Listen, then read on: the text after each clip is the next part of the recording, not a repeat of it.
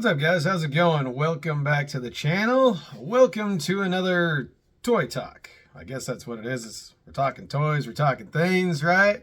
Getting stuff out in the open. Hopefully you guys enjoy these. If you do, great. I'm going to keep doing them. If you don't, sorry, I'm going to keep doing them. So that's just kind of how it is. Man, my beard's getting all shaggy. Wow. All right. Back on point. Here we go. So welcome back to the channel. Welcome back to Yukon Phil. Today we are going to talk about my 5 rules when it comes to collecting those, and everything over there. Toys. So I've got 5 rules that I really try hard to stick by. I don't always do it, but I think it's important to keep yourself grounded and keep yourself within budget and that sort of thing. And keep yourself on track with what you like to collect and not so much what others like to collect. So that's why we're here. That's why we're talking about it. So let's get right down to it. My number 1 rule when it comes to collecting is stay on budget. I'm not going to go too far into this because I've already made another video about it. So we're not going to go too far into this, but I believe budget and staying on your budget, no matter what it might be, is definitely probably the most important rule. Overspending is extremely easy to do when it comes to the world of collecting. Actually, it's easy to do with anything. So I give myself a weekly budget, as I've mentioned before, and I try really hard to stay in that realm. You know, there's some weeks where I go a little bit over, some weeks where I go a little under, some weeks when I'm like, oh, I haven't spent any money, so let's go buy all this crap just because I haven't spent any money. So that's kind of the thing. I rarely buy anything over $100. I do not buy anything triple digit over $100 wise without, talking to my wife about it. Yeah, I just don't do that. So most of the items that I buy are anywhere from $15 to $50, to be honest with you. It's rare that I buy anything higher end than that. So really, budget is the most important rule to me, and the one I try to really be conscious of and stick to the most. So going with budget, rule number 2, don't get obsessed. Another very difficult rule to follow. And to be honest with you, since getting into YouTube, it's become even more difficult because not only can you get obsessed with toy collecting, you can get obsessed with YouTube itself. As many of you know, and anybody who follows me, I took a month and a half off of YouTube back at the beginning of the summer because I was so obsessed with the numbers and having people like me and trying to grow my channel, when ultimately I came to the realization, thanks to a couple of friends and family members and stuff like that, this is for fun for me. I'm not out to do anything other than meet cool people and talk toys. That's really my goal with this channel and with anything I do on YouTube.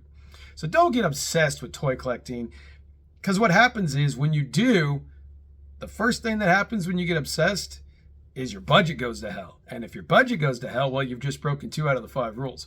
So really keep it in perspective. Have a plan on what you want to collect. Try to map it out a little bit. And if it's something you're on the fence with, you probably don't need it. That's just my opinion, my rules for myself.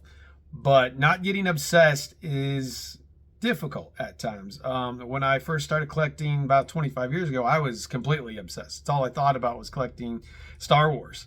And it really put me in a bad financial way. It got me in trouble in other ways. It actually helped ruin relationships I had. So don't get obsessed, guys. Keep it in perspective. This is a hobby. This is not life. It's not, but it is a popularity contest. There's a lot of thought out there that the more I buy, the more popular I'm going to be. If that's the case, well, I'm not going to be popular because I'm not going to buy stuff just to please you guys. And that might sound a little harsh, but that is the fact. I'm going to buy toys and talk toys to please me and share it with you guys. And again, if you don't like it, well, then there's other YouTubers out there. So that's rule number 2. Rule number 3, it's funny how these all kind of go together. Rule number 3, stick to what you like to collect, not what others like to collect.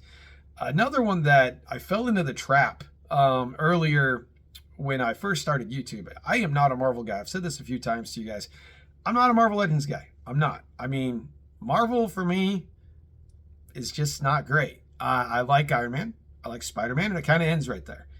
I started getting into Marvel Legends because I thought it would be good content. And, you know, I bought some and I was like, these are just kind of not up my alley. You know, I'm a Star Wars guy. I'm a Transformer guy. I'm not a Marvel guy.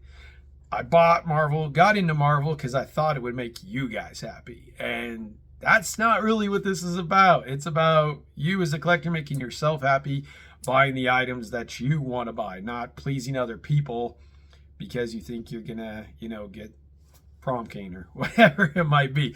So really, stick to yourself. Stick to the items and the lines that you are into. Don't do it for other people. Do it for yourself. Do it because you believe in the nostalgia. Do it because you believe in the lines and you love the lines and the characters and the vehicles and everything else that goes with those lines in that genre. That is really the important thing, is that you stick true to yourself and what you collect. Don't do it for other people. It will get you nowhere except losing money having to resell a Mercari. I probably lost 75% of the money I spent on my Marvel Legends selling them off on Mercari. So don't do that. It's a bad investment and it's just not wise. Rule number 4. Another one. 4. Sorry. Got to use the fingers. 4. Rotate the collection. What do I mean by rotate the collection? Well, in those times when I start running out of room, or I want to purchase a larger item, a more pricey item, or I'm just done with certain things, I sell them. I use Mercari a lot. I use eBay. Right now, that's about all I use. I'm not really super comfortable with getting on Facebook groups or anything like that, but I do sell things that I've had for a while, or even something that I get out of the package. I'm like, oh, this sucks. I'm selling it. You know, so I've done that with every type of line that I have. Last year, around this time, I was really into Hot Toys. Had like 10 Hot Toys. I sold my whole Black Series collection to get those Hot Toys.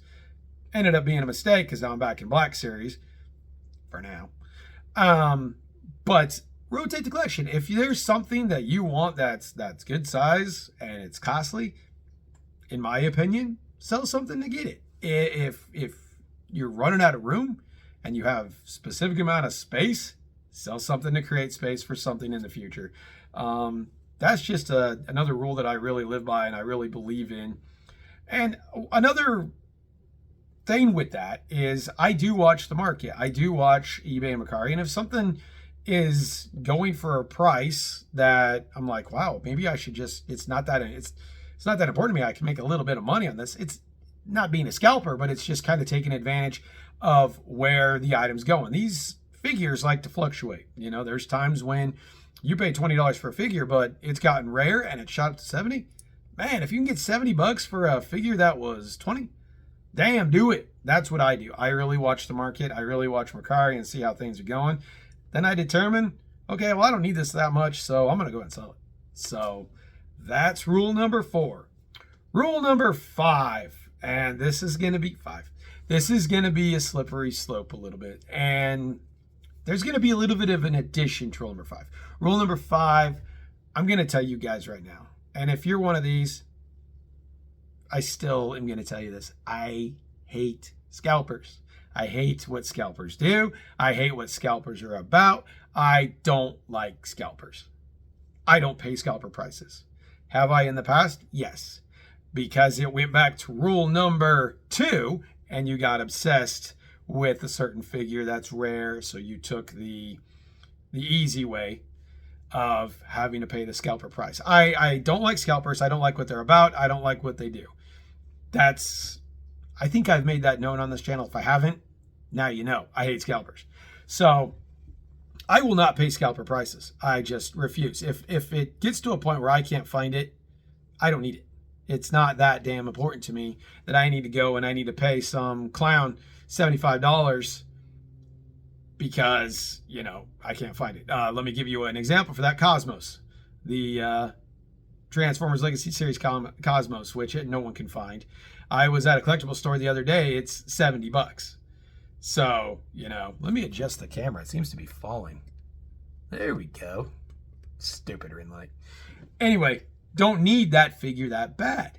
So I don't care about it. I won't get it.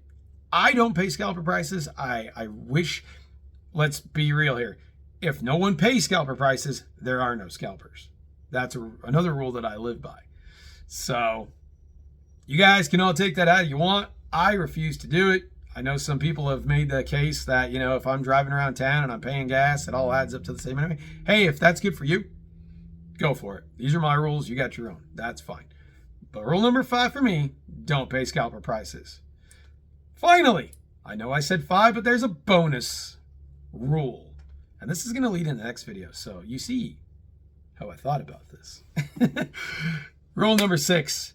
If you are not satisfied with how a company conducts itself, how a company does business with price increases, with packaging updates, with woke culture, whatever it might be, don't support that company. And I think you guys all probably know what company I'm talking about. This is a nice interlude to the next video. Don't support that company. That right now is probably, 3 or 4 on my rule list right now. So don't support a company if you don't believe in what they're doing, if you feel that you're being taken advantage of, if you don't like their tactics, if they get political on you. I mean, this is about toys. This is not political crap. We don't need to do that. So really, that's another rule. That's your bonus rule to prolong this video even more longer than the 12 minutes it's going. That's your bonus rule. So there you go. I hope you guys enjoyed my 5 rules with the bonus rule. And we will talk soon. The next video is going to be, I'll just go ahead and give you the title right now. It is going to be Hasbro, I Want a Divorce. And that's exactly what we're doing. So please tune into that one. I appreciate you guys stopping by. Please remember to comment, like, subscribe if you like this video or any other video that I've done. And we will talk soon and talk about why Hasbro and I are getting a divorce. You guys have a good one. We'll talk soon. I'll catch you later. Later.